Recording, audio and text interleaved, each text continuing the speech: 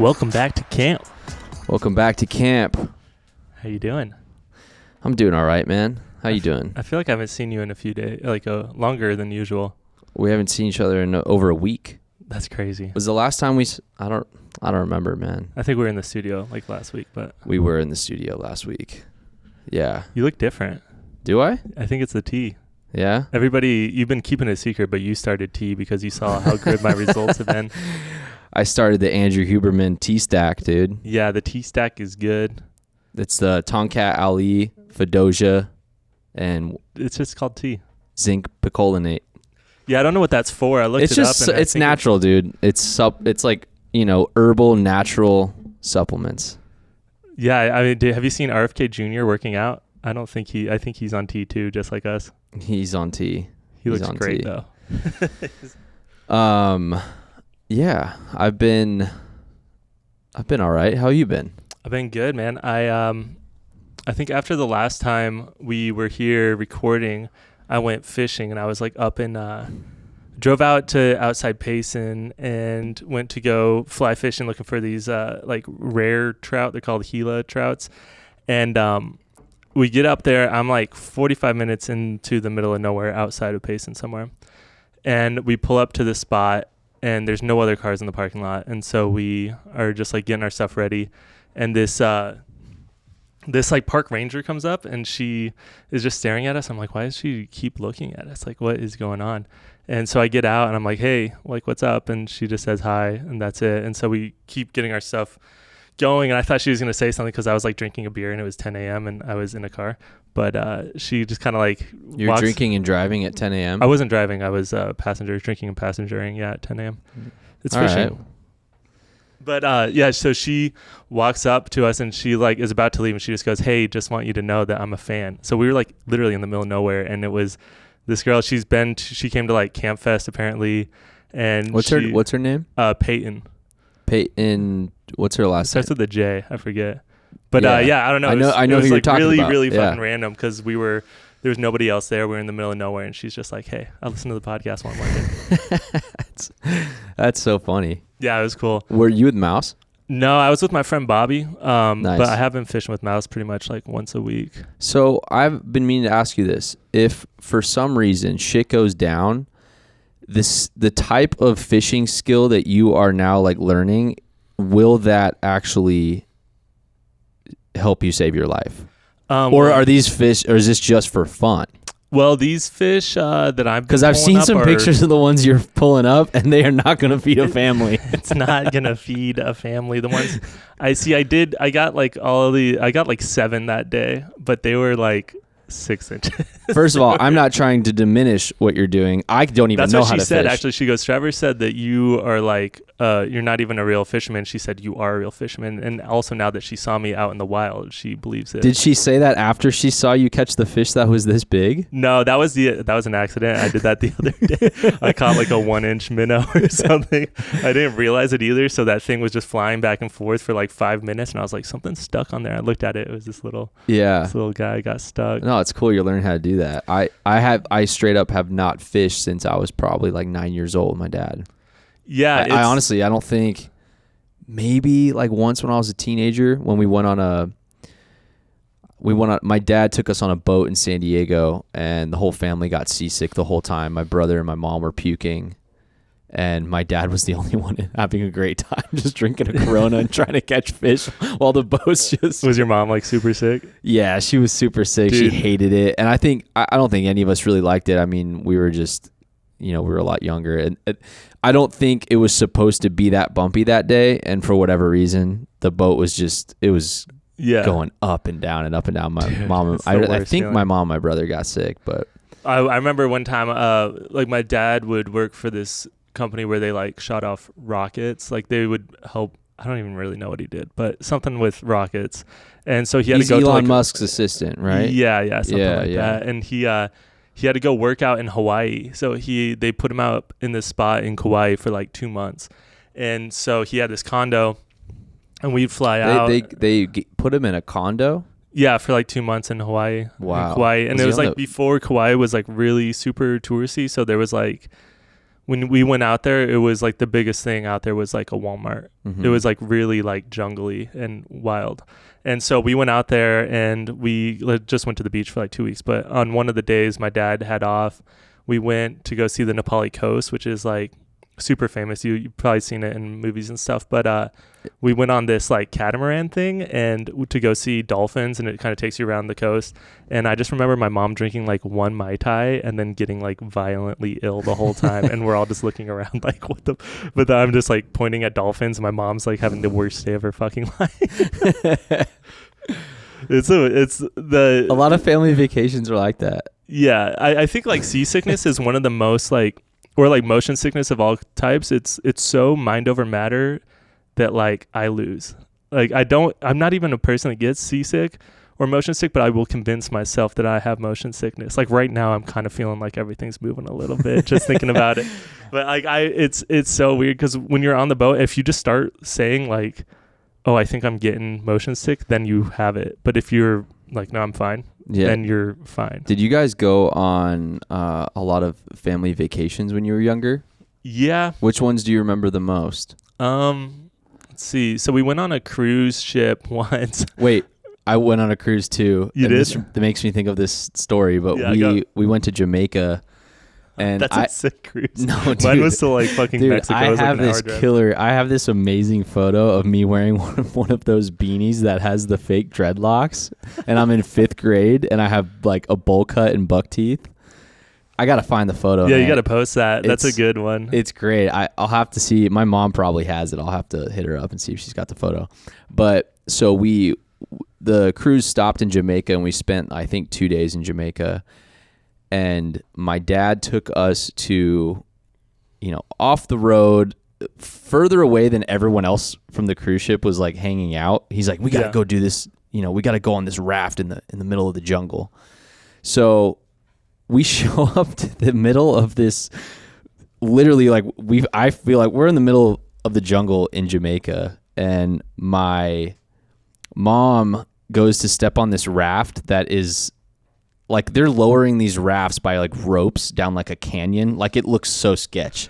I'm pretty sure Jamaica gets like really dangerous in areas too. Yeah. So we get on this raft, and the first person we see this guy come out of the river right in front of us with a spear, like just a massive spear. Yeah. And we didn't even know what he was doing. It just startled the shit out of us because this guy comes out of the water with a huge spear, and there's no one around us, and we're in the country we've never been to before. Yeah. So my mom starts freaking out. My dad has to like calm her down, tell her like he's just fishing. He's just fishing. Yeah. He's spear fishing. This guy's just hungry. And then before we get off as we're trying to get off the raft, my mom dropped all of her credit cards. Oh. And they slipped in between all of the cracks of the bamboo raft. Oh my God. So we had to pick all of her credit cards out of the water. Wait, you were able to still get them back? I don't know if she got all of them back. I can't remember, but I just remember it being one thing after another on that whole cruise, that whole cruise vacation. My dad twisted his ankle trying to chase me on the ice rink. There's an ice rink on it? There was an ice rink. It was a Royal Caribbean cruise, and Yeah. they had an ice rink on it. So my dad was trying to chase me, and I took a sharp turn, and he hit the boards and blew out his ankle. And so he spent the whole rest of like the 5 days on the cruise in a wheelchair. So we were wheeling him around to like go to dinner. He did, but this is a really funny part of the story. We were having dinner one night on the cruise, and all of a sudden we hear these kids like yelling and screaming in the hallway. We go out there, and this kid is in my dad's wheelchair that was left outside by the door, and the other kids are just pushing him like as fast as they can down the aisles of the cruise ship. And my dad started yelling at them. He actually was mad. He's like, "That's my wheelchair." Dude, yeah, I did like a Carnival cruise, and it was just 3 days. We went down to Ensenada, and I'm trying to remember where else. I think it was like one other spot. Oh, we did like Catalina Island and then Ensenada, Mexico. And I was like peak like alcoholism. It was like the last like family vacation that we did. And I was like 21 or 22 or something. And then my brother was like 19, and he just gotten into college and just started like he just had his first drink, and I was like a full-blown scumbag at this time. And so we're on this fucking Carnival cruise, and it's just like unlimited drinks and food the whole time. So I'm getting like fucking hammered, and my family like is not people that you get trashed around. And so we take this excursion. And one of the excursions is just this going to this bar in Ensenada. And I take my brother, and my brother's like, I'm going to have a drink for every drink that you have. And I was like, don't do that. Like, that's a really bad idea because I'm fucking not well. And you are brand new to this. Like, you cannot do this. And so he's like, I'm going to do it. I'm like, all right, word. He's probably trying to impress his older brother. Yeah. And dude, and so he does. He tries to have like a drink for every drink that I have. And we're ordering like Long Island iced teas and like gross shit. And by the end of it, he was just holding his hands in the sand and like yelling something to himself. And I was like, oh my God, I've got to get this guy back on the bus. And I was like playing volleyball with some people at the bar, I think. And then I get my brother onto the bus, and it's like a 45-minute drive back. And he just spends the whole time in the bathroom on the bus, like throwing up. And then I had to get him up to dinner to go visit my parents. My parents weren't like Eric had never really been drinking, or like he's never gotten in trouble like I was getting in trouble, where they like knew, you know, what was going on. So I was like, hey, Eric's not going to make it to dinner tonight. And he just stayed in the room pretty fucking sick for the entire time. Oh, man. Dude, cruises are so wild. Remember when like Corona happened? It's such a bad idea. It's just not. Dude, my parents go all the time. I remember it being really stressful. Remember when coronavirus happened, and there was that cruise ship in Japan, I think, and those people got stuck on the cruise ship for like a month.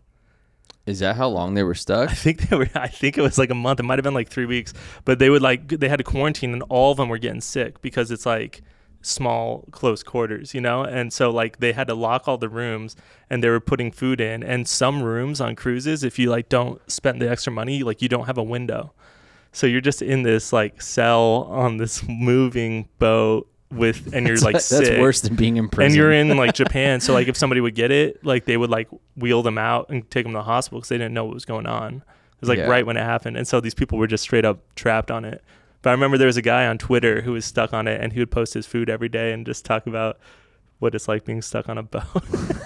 I couldn't imagine a worse place. You know, if you're on a boat, because like norovirus is a real thing, which is like food poisoning kind of, but since you're in such close corners and quarters, and there's a lot of like buffet type foods, that it will spread like incredibly fast. There's tons of water. People are always in the pool and all this stuff. It's like all the main ways that you can spread it.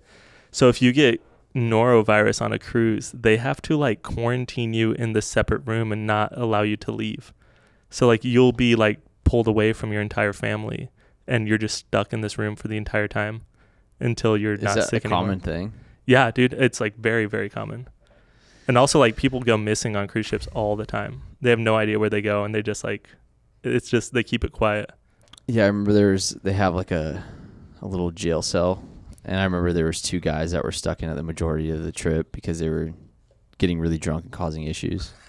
Wait, what, they had their jail cell that was like visible to everybody? You guys could walk past it? My dad said he saw it. But he made shit up all the time, so that could have been a lie.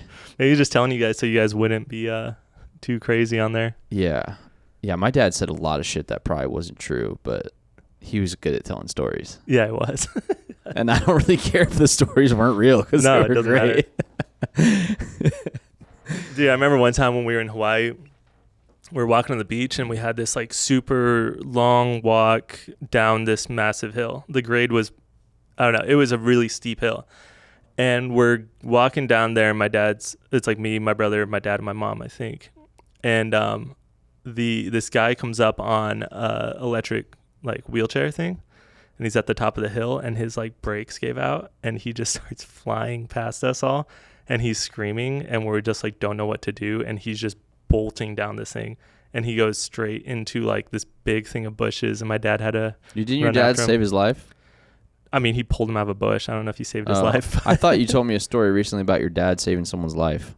No, that wasn't me. It wasn't me that got saved. He might have. Yeah, I don't know. I mean, they did work with like missile defense stuff, so he might have saved a lot of lives. You know, who knows? Yeah. Yeah, family vacations, man. Dude, it's so funny. I'm trying to like remember what other vacations we went on. My dad took me to the Mall of America once when I was in like 4th grade. He had a business trip out there. Oh, okay. I was gonna say like he flew your whole family to go to a No, mall. he had a business trip out there, and he let me come with him, and we went to the Mall of America, and he bought me a big rubber turtle that was about this big, and that's the whole story. That's all I remember. That's pretty sick. Yeah. And where is that? Minneapolis? Minneapolis. Yeah. Yeah. I have no desire to go there. I can't think of a I scary remember spot. actually, I hate them all. I have good memories of my dad bringing me to work with him sometimes. Really? Yeah. He used to work in that old house that's like 2 or 3 stories right over by Mikhail's Depot Cantina. Oh, yeah. On Ash in Tempe. You know what I'm talking about? Like right by that bend where you have to, he worked in that building from the time I was in, I think like 6th grade to, the end of high school. But I always remember going to that office with him and him showing me around and just being really proud of the stuff that he created. Yeah. And I don't know, it's really cool. I'm having this, so weird, man. Over the past few weeks, specifically, I've been having this whole new perspective on my dad and my mom and like my parents and like what they kind of went through. Yeah. Just with life, because as I'm getting older and seeing, things that I still need to develop and learn and things that I'm missing, I just kind of am realizing that my parents they worked really fucking hard to create a family, and it's just wild. When you're a kid, you don't think that. You're just like, oh, they're my parents. They're here to like just be my parents. Yeah. You don't know they have their own fucking worlds and their own problems and their own relationships, and it's just I don't know, man. I'm just like seeing it from a whole new lens that's like kind of eye-opening. We kind of touched on it on another week's podcast a little bit, but it's like when the older you get, you kind of get a little bit more perspective on what it's like to have like a relationship and all this stuff, and you realize also the older you get that most people are just pretending to have all their shit together when everybody seems they're just I think the majority of around, all of us are doing that. Exactly. I think the majority of everyone's doing that, because I know I got big fucking problems, and I think like, yeah, it seems like everybody does that, and it seems like you probably do that forever. Like, I don't think there ever is a point where you're like, yeah, I've got it all figured out. You know what I mean? There's always going to be something, and it's just kind of like, but as you realize, like, okay, like then putting it in perspective and looking at your parents' relationship and, you growing up and stuff, it's like easier to see why, like, if things were difficult, like, because that's normal. It would be not normal if things weren't difficult sometimes. It's just like, how do people react to those situations? And it's different with, you actually start to see your parents' personalities. Like, as an adult, I'm really like seeing who my parents are. When I was a kid, it was kind of like they kept a lot more to themselves. And now that they're retired and they live in a different state and stuff, I feel like every time I'm around them or talking to them, it's kind of more, I'm seeing them as real people and not just like mom and dad. You know what I mean? And so it's That's different. Really, yeah. You see this like whole other perspective on like life's hard, and they did a great job in like keeping me sheltered. They might have sheltered me a little too much, but it was kind of like, I don't know, like we're both very lucky with like the families that we did have, and just having like loving, supportive parents. Yeah, I think maybe for me recently, I know it's already been over a year since Andy died, but there are new things about losing him that are starting to basically shine a light on other aspects of my life and my relationship with even my childhood. And I think one of those that I'm recently kind of seeing a correlation between is, in like 2007, like right when we started the band, was when my dad's business failed and the economy was collapsing. Yeah. And because of the pressure I'm feeling with Andy's passing and having this very unstable feeling of like, man, our career is kind of everything like we worked for, you know what I mean? It's like, it's kind of making me see the perspective of how my dad maybe felt when he had this, this house with an acre of property and 2 kids and a wife and all this trauma and problems on his own from his childhood that he never properly dealt with and masked up with other stuff. It's like when that happened, and it had to have felt so suffocating to him. Yeah. And I've never been able to really try to experience that or even see it from that lens. And now that I'm kind of seeing some of those similar things in my own life, I can then have more empathy towards my dad and know that he wasn't just being like an asshole and drinking just to be a dick. It's like there were root problems going on, and he was just trying his best to keep shit together. And right, and then you take in people's individual personalities too, and how are they going to react when they feel cornered, and how do they feel like when they get triggered, when you're literally drowning like that and everything's stacking up. And we felt like that too with our careers, and you're just kind of like, what is going on? Like, where am I? I'm in this like limbo, and I don't know what's up or down. And then you're like, if you take like who we are, and it's like there's so many different ways that I could take to deal with all this, and like some of them are good and some of them are bad, but it's like, I don't know, it sounds to me like you're kind of finding some more like forgiveness in a sense with your dad. Dude, and like I being am. able to and I look think at it differently. Yeah, I think there's I think not being able to forgive someone or forgive yourself, it eats away at you in a really unhelpful way. Yeah. And yeah, man, I don't know. It's kind of like, but it's also okay. I think it's okay to admit that you're going through some shit, and like that be okay to also talk about, not just pretend that everything's fine, you got everything under control. It's like sometimes I don't. Yeah, for sure. And like I think it's better to, at least for me, I think it's better to look at that and admit that versus, I don't know, pretending that like everything's fine, because that's fucking delusional. And where does that lead? You know what I'm saying? Yeah, I think that I have a problem with pretending like everything's fine, and then I start believing it, and then I kind of forget about it. I think everyone does, though. Yeah. I think we all do that. I know I do that too, man. I think that's something that's happening a lot now. And I think because of the social media stuff, I think that even like pushes it to a higher level where everyone's seeing people's lives from this other like it's a story. Like it's literally called a story. You can create your own story on Instagram. That's crazy. No, yeah, it's just, I mean, but if you think about it that way, it's nuts. It's like you can create your own story that you want other people to then read. And I mean, you don't even have to have the same face that you have. Like you can put on a different face. Yeah. And you can put on a different color scheme to everything in your life. And you can you can make it look like your life was directed by Wes Anderson. There's some beautiful, like, there's some amazing parts about it, though. Like, look how we've been able to, talk with our fans and, or meet people within music, or like all the opportunities it's given our band and even us as artists or whatever, or just being able to connect with people and show people things that are great that you're proud of or you're excited about, or, families being able to share photos with each other when they're long distance. There's so many cool things about it. But absolutely. The comparison game of like seeing these people who think that have these like wonderful lives, you just don't know what's going on behind the scenes because everyone's got some shit. Yeah, and then like you don't know that some of these people might have a $50,000 budget to make their lives look good. You know what I mean? Like some people, like there's full production companies behind things to make them look like they're a certain way. Yes. And you have to do that if you're in a business. You have to make things look exciting, because who's going to want to follow a business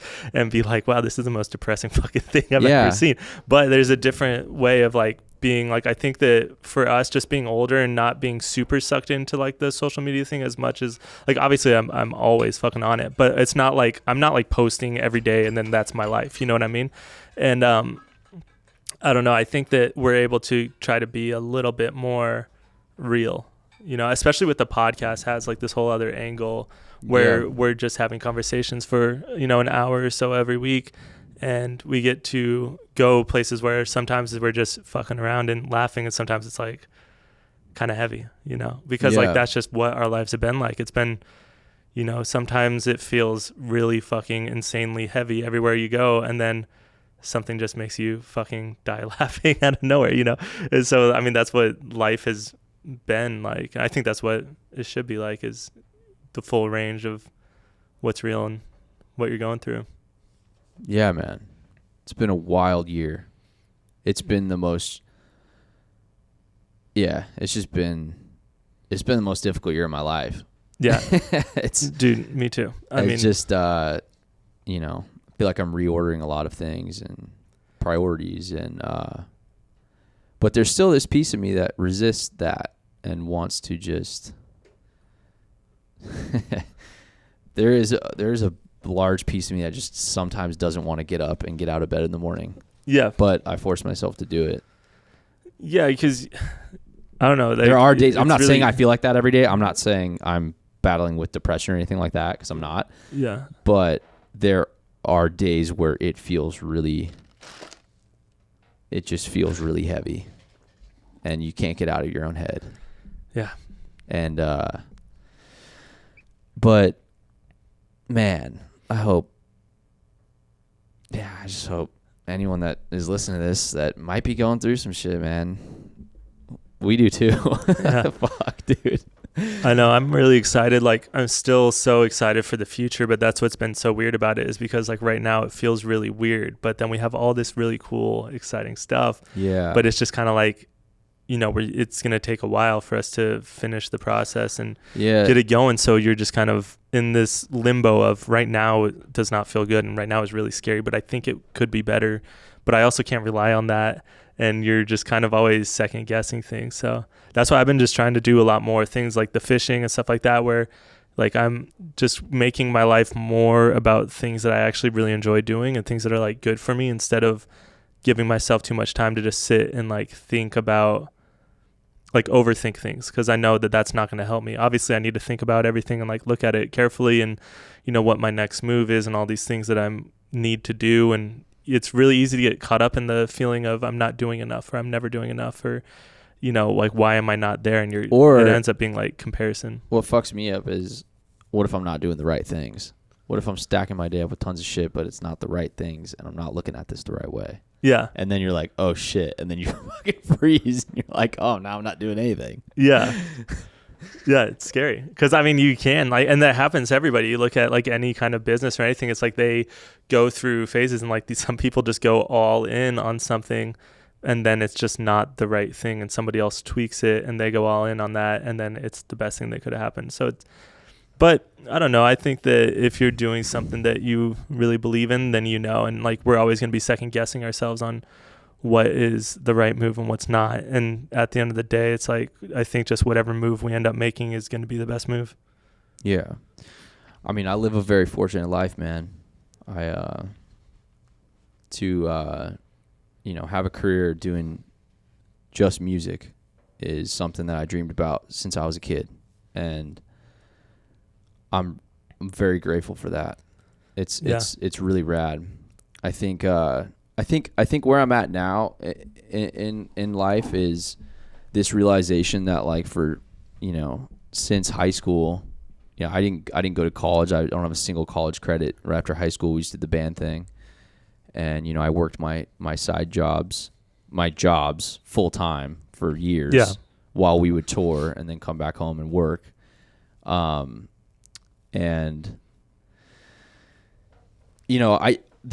so many years, I was singularly focused on just the music thing. Right. To where now I'm like, damn, I need to learn like how to do normal shit a man should know how to do. Like know how money works. Know how like buying a house someday would work. Knowing how to hang some shit on the wall without fucking it up. Just like little things that like I should know how to do at my age, but I don't know how to do it. Well, I think that so now I'm like, all right, cool. Let's put time and energy into learning these different skills. Like when I went with Ken, my stepdad, and we built that wood stand for my push at the studio. Right. It was such a good experience. It was so fun. And it was, we spent like 6 hours doing it in the garage, and I just had so much fun learning how to do that with him. Where I was like, why am I not spending more time doing shit like this? Yeah. Because if I can learn how to play the drums, and if I can learn how to engineer and produce and mix and do all these other things within music, I know I can learn how to do other things. It's just, I don't care enough.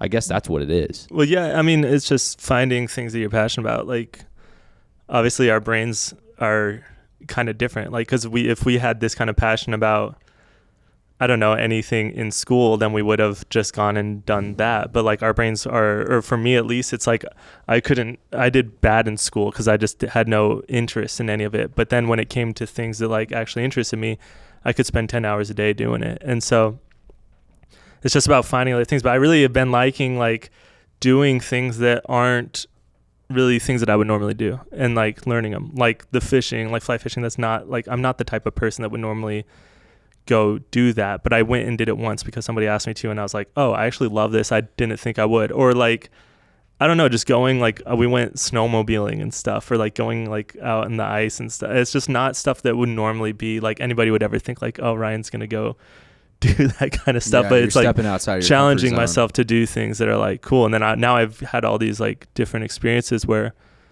it's pretty crazy. Like sometimes I just think about like, you know, myself personally, it's just like the life that I've been able to live and the places we've been able to go and having friends in every state across the country. And see, it's that's pretty the thing. wild. It's like, you know, most people our age have not experienced the amount of things that we have experienced as far as travel and friendship and that brotherhood that you get with people on tour.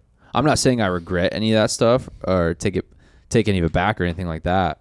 I think I just, I'm realizing it's time to step into a new chapter of my life where I rebalance things, and I find this, I guess, like healthier balance of knowing that doing things outside of music are equally as important to just like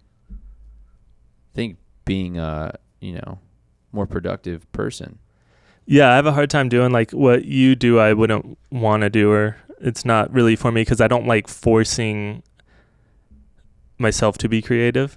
And you've learned really well to like be able to trigger that and be creative all the time. But sometimes I can't, like, I don't know, like for me, it kind of has to come to me. And sometimes if I'm like making a song on my own, or like it will take months, and sometimes it will be like 30 seconds, but it's just like, I have a really hard time being like, oh, I feel creative. So like if I'm not making music for a while, I'm just kind of like, whatever. Like once I feel like I should make music, then I'll make music again. But I would have a hard time, I think, forcing myself, every single day to be like, I have to do something unique. I had like a really big breakdown the other day where I was just like, damn, like I feel like I just keep like copying myself, or I keep like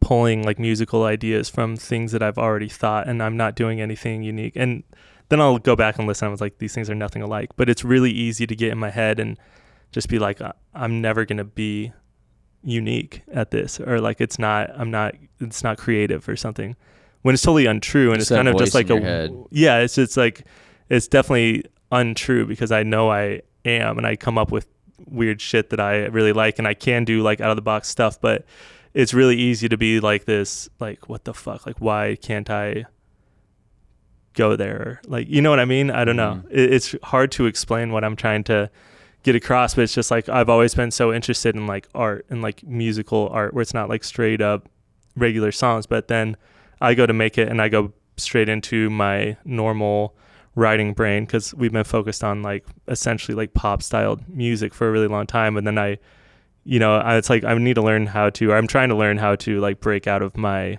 ruts and stuff that I've learned, and let myself just go wild and experiment. Yeah, it's interesting how things compound too when you start learning new things. Because I know when I first started a couple of years ago, when I stopped, I think it's been like over 3 years now since I've been doing the music thing full time. And when I quit working the part-time job serving tables, I definitely had this, the grass is greener on the other side view, or just completely naive about how much work it takes to run your own business. So when I finally stepped into doing that, it was definitely like a rude awakening of like all the other pressures that come into that. And like if you don't deal with it correctly, it's going to affect the creative part. Cause we both know, like when you're stressed out, when we've done Katastro sessions and there's like some shit going on between one of us, or, even if one of them, either there's like some tension in the band, or someone's going through some shit and you know that feeling. It's like we don't even need to talk about it. We know the feeling. It's there. We know we're probably not going to get anything truly good coming out of this today. Right. So you have to almost learn how to block that out completely before someone walks into the room. And I think that's actually been a very beneficial skill for me or a muscle to kind of work over the last couple of years. And I think it put me in a position to where if I didn't start doing all this session work and recording a lot of different artists and trying to help, younger kids and stuff, I would not have developed the skills necessary to be a competent engineer to record the majority of the final Katastro album. Yeah. And that's crazy when I think about that. It's like, oh, that's why I was doing all this. Like, to me, that's the reason why all that shit happened. So now we could be in a place where, like, I know how to work Pro Tools. I know how to get sessions from other producers or engineers, and me and Ryan and Tanner can sit in here together and work on this album together, just the three of us if we need to. Like, that gives us the power, you know what I mean? It gives the band the power of, like, after Andy died, it's, and I don't want to talk too much about the album, but it's like, that felt so good to me to know that we have all the files. I got everything on the hard drive. Yeah. No other producer, no other engineer has the files that I don't have. Right. Like, I have all of his vocals. I recorded all of Andy's vocals for the album. Yeah. We have that shit on our own Katastro drive that's at the studio, and it's like, hell yeah.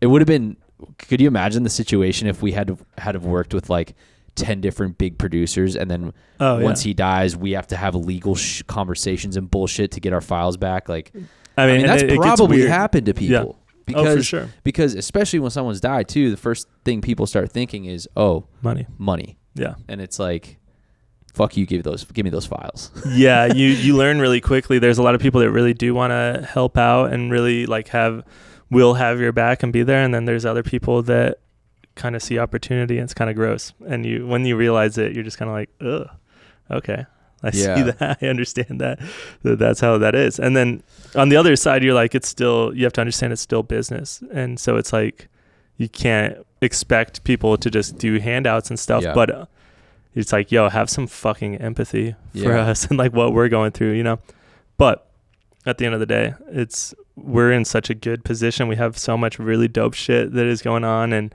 it's getting closer and closer in the process. I mean, obviously we still have a ways to go, but it's just like, it's feeling good. And I'm starting to feel like we're seeing like the light at the end of the tunnel where you're like, okay, like this is going to be really fucking good. I was listening to some of the stuff the other day. I was just like, dude, we're fucking lucky we have this. We got some new mixes back, man. Yeah. Sound really good. Yeah. I'm really excited.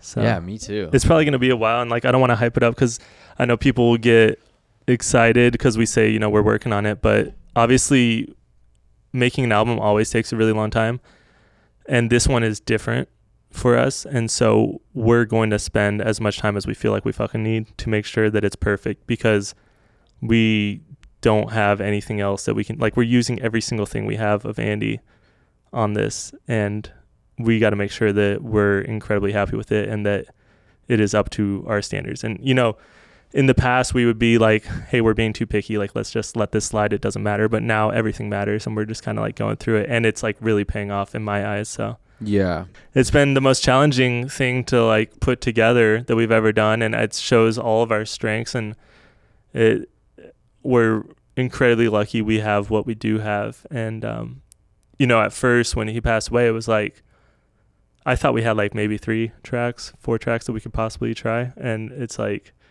once we actually dove into it, you're like, oh damn, this is looking good. Like, we're in a way better spot than I ever thought we would be in. And I don't know, we're lucky, because if we didn't have anything, if we weren't in the studio at the time, and if all these other things, like, obviously the worst thing possible happened, but there's so many other things that could have made it that much worse for us, you know what I mean? And just having this whole project after the fact has been insanely helpful for me, just to have focus and because if we had nothing and then all that happened and we're just like, oh, dude, it would have been terrifying. Yeah, I thought about this yesterday, and I was thinking to myself, like, damn, dude, we're working so hard on this, and we know, the end goal is finish the final album with Andy and make sure we do him justice and release it to the world so that the fans can hear it and, you know, really feel what we feel when we listen to it. But then I thought to myself, like, you know what, even if for some reason the world ends in a couple months and this album never gets out there and this album never sees the light of day to the fans, it still served such a massive purpose for me in my life and for you and Tanner. And like, that's the craziest thing. Like, yeah, and the people that have bro. like surrounded themselves around us and like really genuinely helped and really been there. And, you know, whenever something bad happens to you and everybody's like, hey, if you need anything, let me know. And you realize, you know, it's just like a standard thing that people say. And then when people actually start to show the fuck up for you and have your back and they're doing things that you just can't believe somebody would want to help that much, you know what I mean? And at first it honestly felt like overwhelming, just all of the support that we had just from like other bands in the scene and stuff. And I was just like, I felt like we didn't deserve that. So much love, dude. I've never experienced that much love in my life. I know, it's crazy. Ever. And it's really kind of confusing and disorienting too. Like, to be honest, like this is kind of shit that you would tell your therapist, but it's like, to be real, like, you know, it was so bad and so scary, like right away. And then we're getting thousands of messages and all this love. And then that starts to feel kind of good. And you like don't know what to do with that feeling of, like, I don't deserve to be happy right now, but like why I feel happy because of attention, which is fucking disgusting. And that's like a personal thing. And then you're like, I don't know. It was just such like roller coaster thing. Is that, are you sure you're framing it correctly though? Because I mean, it maybe that is why it was making you feel happy. But for me, after Andy died and when all that love came in and all that outpouring of like people being there for us, to me, that just felt like, that truthfully felt like human connection and true love and genuine people coming to truly be there for me and for us when we needed it. And that's what it felt like to me. Yeah, no, I mean, like at the total baseline level, it was like, yeah, I was feeling like, you know, I don't know, just all this attention and it was so confusing, such this like up and down spot that I was like feeling guilty for feeling happy for it. But also at the same time, it was the first time that I really got to see like we had done it, you know, like it was the first time I ever appreciated the band. Right. And like I was seeing I was really seeing that this whole thing that I had been chasing and I thought I was so far from, like I was already there and I'd already had it. I just wasn't paying attention because I'm always looking for the next thing. But like once you stop and realize how much progress you made and like where you're at, you know, you're just like, holy shit, like this is nuts. And so it was like this really confusing of like, you realize how much you have accomplished and how much love people have for the band and obviously for Andy, but then also allowing myself to feel it for myself and being like, people care about me as well. And people care about the music that we've all done together. And it was just this super weird, like, I mean, my emotions were up and down where I feel really happy and then I feel really sad. And then I feel like I need to go buy like $500 worth of plants and then I cancel my cart and go somewhere else. Like I was a fucking mess. And I was just like, I felt like I just had no direction, you know? But overall it's just, you see all this love and then you finally pull that, you know, blanket away and see how far you've come and, you know, what you've accomplished and people recognizing the work that you've actually put in. And, you know, it's crazy. Yeah, man. The vigil that happened at Marquee, that a fan started like 2 or 3 days after Andy died. Yeah. I remember when we showed up to that, you know, like the news truck shows up. There's like 500 fans there, all of our friends and family. That was the most intense feeling of like truly everyone that was there was selflessly there to be there for us and each other. I mean, everyone I saw was just walking around to each other, crying, telling each other that they loved each other. Yeah. And it's like fuck, man, for someone to have to die for us to do that shit is so crazy. It's like, it was so beautiful. It was like the most beautiful feeling and beautiful thing I've ever seen, and it really changed. It really changed me in a way. I think it just, I've never experienced that, man. It was such a intense, like, spiritual moment for me where everyone was coming together and just, I don't know, man. Yeah, I had like my phone off for a few days then, I think, and because we had just gotten back and it was so soon, and I felt like I kind of had like a delayed grieving time because when we were out in California and stuff and it actually happened, I was kind of like, I just kind of like went numb, and so I was the one kind of doing like finding the hotel, getting us in there, driving us home. You went into survival mode. I had to go like drop off like a rental car as soon as we got back and like all this shit, and then like it kind of fucking like over like 2 days, 3 days later, it like really was like sinking in fully. Like, but by the time we got to Arizona, I was fully into it, but it was just like that vigil happened and I was such a mess, and I was like, you know, I was already, before any of this happened, I was in probably like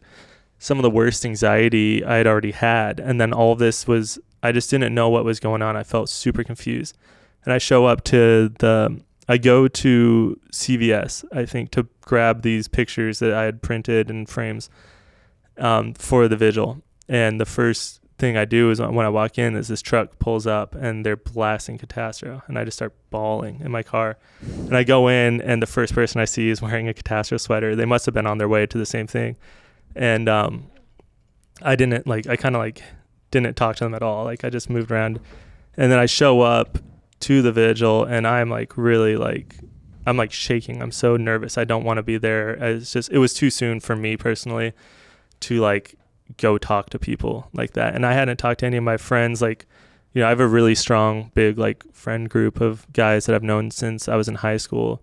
And I hadn't talked to any of them about it or about anything really. I just was like not associating with anything. And I pull up and all of them were there, and they were just like there for me, you know. I got out of my car and I see them all. I just like broke down and I left. I just had to like turn around and leave. But that was a really, really hard, but also like beautiful moment to see that many people really come together. People kept going and lighting candles, and it kept lighting everything on fire there. And they're like, you guys got to have people stop doing this. Yeah, dude. Yeah, man. It's been, yeah, just, and another cool thing too is like to see people show up for you in a certain way makes you reevaluate what kind of person you want to be towards other people in your life in the future. Be like, damn, if he could show up for me like that, or if that person could show up for me like that, like, what could I do for someone when they need me to be there, you know? And it's like, fuck, dude, the hardest thing I think I've ever done in my life was when Andy's dad asked me to speak at the funeral, and the first thing I thought to myself was like I couldn't really step up and speak at my dad's funeral, and like, yeah, when he asked me to do that, I was like, dude, I gotta fucking do this. Like, I couldn't really man up and like truly speak at my dad's funeral the way I wanted to, and it always bugged me, dude. So when Andy's dad asked me to speak, I was like, dude, immediately I'm like scared. I'm like, yeah, fuck, that's gonna be the hardest thing I'll ever have to do. And you know, it meant a lot to me that he asked me to do that, and I just I was like, fuck, for how much Andy's family's been there for me, and like just all of our friends and family, and even you guys, is like, dude, I want to be able to at least do that for Andy. Yeah. And his mom and dad, you know? And I don't know why I just brought that up, but no, I mean, that was something I think about, because for years I was just embarrassed about that. Yeah, but I mean, it's a different thing. I don't think that there's anything embarrassing about it. You know what I mean? No, I know you felt embarrassment. But my dad, I'm saying. No, I know. For my dad's funeral, it's just. But I don't think it's like because a lot of people were situation.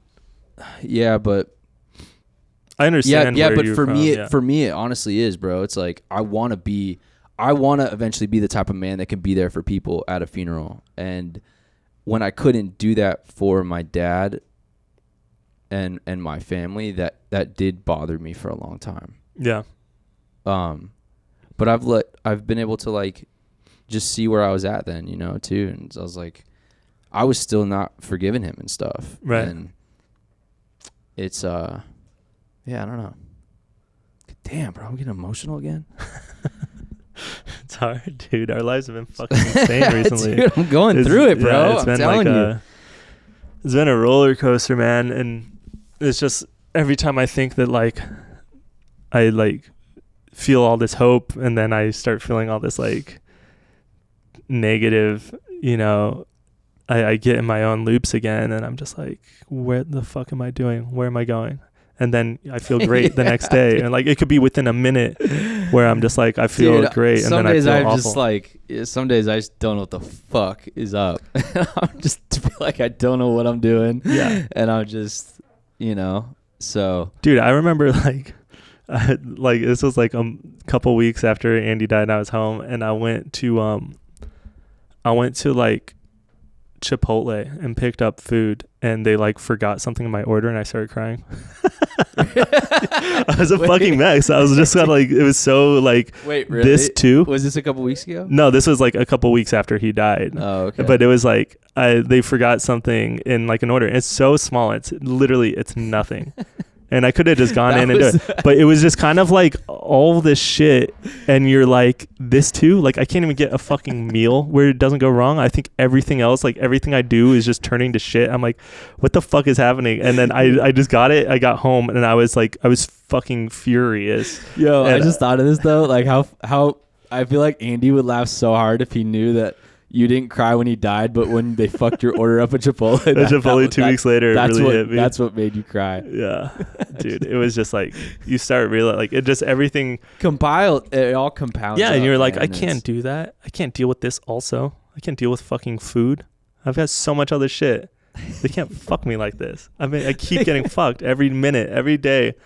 Something bad is happening to me, and like, and you're just kind of like, there's no good news. Like, that's how, I mean, there really wasn't. There was no good news for like a long time. We just started getting good news for the first time in over a year. We got so much good news.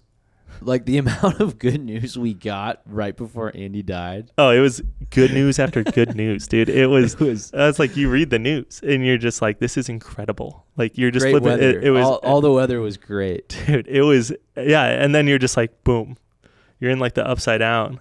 You're just, what the fuck? Yeah. Yeah.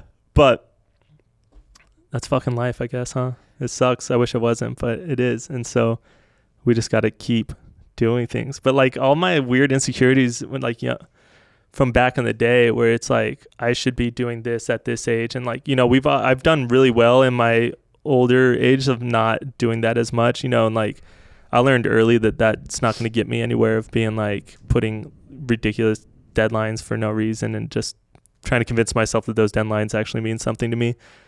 But it's, I don't know, you're kind of like, okay, I am getting older and it is getting scarier. Yeah, dude. I mean, there we're is not more pressure. Yeah, we're not 25 anymore, just in a band. And right, you can't start over and just go be living in a van and sleeping in a car and all these things. But I'm so glad that we did them when we were younger, when we were able to, and we could live like that and just like let everything go and quit any job that we had and have $0 and I would go without a phone for 2 months and it didn't affect my life at all. And you're just like, yeah. I'm so glad we did that then, because now it's like, I can't do that. Like, I could not do that now. Yeah, it's crazy to think how many like listeners or fans that we have that wouldn't necessarily even know who our band was if we didn't do that throughout those formative years of the eating shit. I don't care if I'm making any money. Like, let's just go show people our music.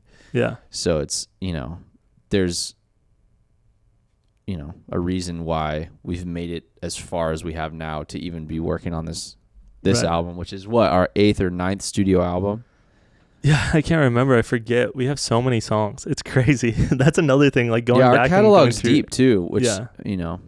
And we've changed sounds so many times, and like, not in a way of like, I think in the early days it was like we were trying to find ourselves, but after that we did it in such a way that it was like taking different elements and like, hey, let's explore that element of our sound, and then like let's explore this element of our sound. And it's really cool to go back and you hear like, oh, that's us, and it's like a straight rap song. Then oh, that's us, and it's like a alternative radio type of track, and you're like, we're kind of all over the place, but it all makes sense, and it's not too like, what are they doing, what are they thinking, you know?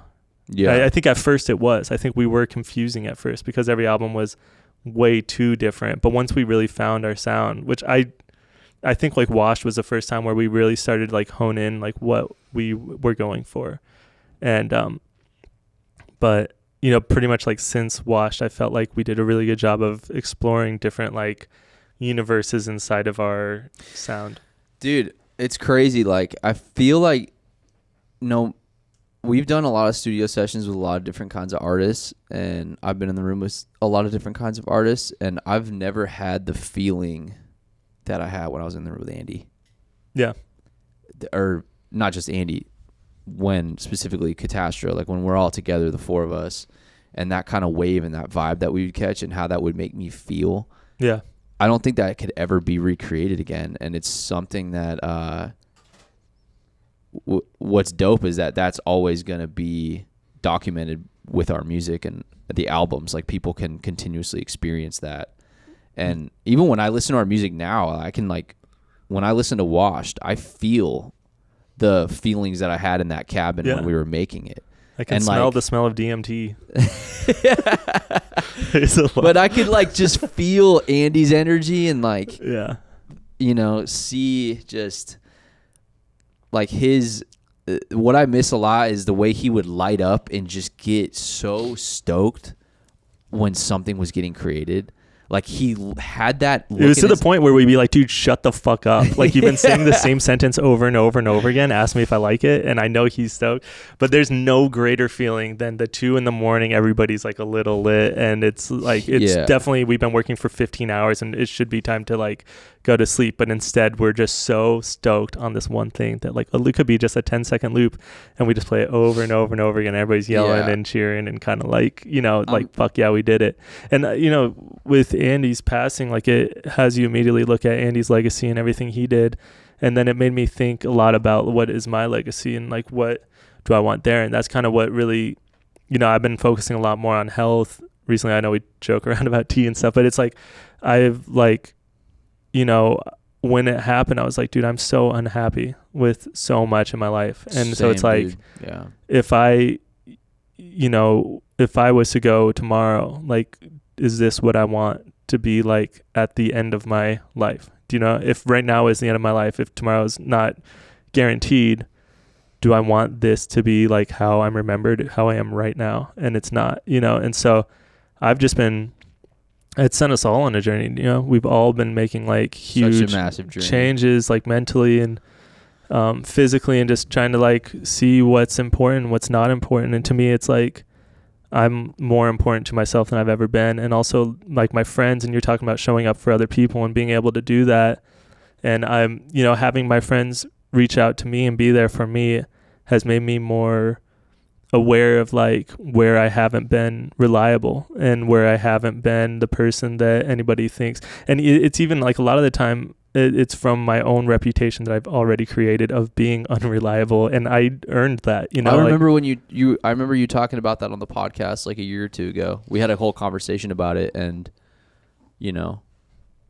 that's really, I've been thinking about that shit a lot too, man. Yeah, I mean, it's like I really do think like early on we created this identity within the band that was like, well, I'm just a dude in a band, and like I'm gonna be on tour anyways. Like, I can't really commit to like being there for anything really, and it's just like you're permanently this guy that's like so special that you get to kind of just go do whatever you want, have a ton of fun while like you don't make serious commitments to other people. I treated did like forever. Women horribly, and I like wasn't there for my friends, and I became selfish without realizing it. And like the alcohol and drug use was not helping me because it was feeding this anxiety that was feeding my own like I don't even think I was actually that self-absorbed, but I think that I felt like I had to be that person because I was becoming this like monster, and we were always gone. And I just like, I had this thing. And so, I still now, even though it's been a long time since I've been like in a bad place, like I feel like as far as like, alcohol and like drugs and stuff like that, it's like, I still feel it where people are kind of like sometimes a little standoffish around me. Because back in the day, it was like... What do you mean stand off? Like, well, just kind of like I wasn't a reliable person. Where I wasn't the person you would call to be like, hey, can you come watch my dog for a week? You know what I mean? Like my friend recently called me and he's like, hey, my dog's diabetic. It's going to be hard. Can you stay at my house for a week while I'm in Europe and take my dog's blood sugar every day? And it's like, if you fuck up, the dog's going to die. And the dog's already pretty much dead. So I'm kind of nervous. But it's like... That's a chance right there to step up. Well, no, yeah, but it's like one of those things where it's like, I mean, even like 4 years ago, it would have been too soon to me being a fucking mess where people would be like, I mean, I probably still was like, let's be honest, I probably was still like last pick, but it's like being able to be there for your friends and, just becoming like changing your own perception. If you're in a situation, you're like, why does everybody think I'm such an asshole? Or why does everybody think I'm insane and I'm selfish, or why does everybody think this? Like I've hit that so many times in my life where like I feel like I'm being perceived as something where I didn't think that I was. It's like a lot of the time it's because you are, like not necessarily if it's just one person feels this way, but if you're starting to catch a vibe that people are like a little standoffish around you, or like don't know what you're going to do, and you're unpredictable and shit, and you're like, oh, this guy's like a fucking mess, and he's just like, I don't know. So it's like, then you realize this is something I need to work on. Yesterday, Mike, the owner of our studio, he helped me pick up a dresser that I found on OfferUp, and he helped me bring it into my apartment. And dude, the moment we like get it in the apartment, I literally like start crying in front of him because I've just been having a week, and like I wasn't crying because I was sad about some shit. It made me cry that he was like just helping me out. And I was like, you're a good dude. Like, why are you helping me out? Yeah. And it just like, I don't know, it like made me feel so good. I was like, damn, I got good people around me that care about me. And like, he's a busy dude too. And like, he's got other shit going on. And he's got like 3 businesses. But he was like happy to help me, dude. He was like, dude, I'm fucking here for you, bro. Let's go. And like, he helped me bring it in. And like, my emotional ass just starts crying when we get the dresser in, because I'm just like, fuck, dude, thank you. Yeah. It was awesome. For me, it's always been hard to accept help from people and to accept like, to ask for help. And that's been something that's been different now too, is just like being like, yo, I need help. like I can't your do pride this aside and be like, yo, I'm sinking. Like, I'm admitting it. Help me. One thing was like with therapy and being like, dude, I can't just like think my way out of this. Like I need like an outside and someone that's not in my friend group. And like, I have plenty of people I can talk to, but also it's just asking friends for help doing things. It's like, I don't have to do everything myself and make everything that much harder on myself when I have this many people like willingly wanting to be there for you and help you. It's like, okay, I can accept help. I don't have to, I'm not alone. And as much as it can feel like you are, you gotta realize how many people want to do that and, step up. So, yeah, I think a lot of it too is just being, I feel like most of us have so much opportunity around us that we're just not seeing. We're not connecting the dots. Yeah. Like looking at all the different people in our life, like, oh, I could have him help me with this, or I could talk to him about this, or learn this new skill from this guy. It's just like, it's really about us just trying to take that step to actually do those things. You know what I mean? Yeah, for sure. But damn, that's what you go to camp for, dude, for existential. Yeah, you just got to dive into the deep end here. Damn, bro, I didn't know we were going to do that today. Yeah, I think we should probably call it. I think we've been talking for looks like a little over an hour now, but yeah, that was a little heavy one. Yeah, I think I needed that offload, bro. I needed that clean the old hard drive out for a second there. Yeah. Damn, son. All right. Well, thank you guys for coming to camp. Thanks for coming to camp.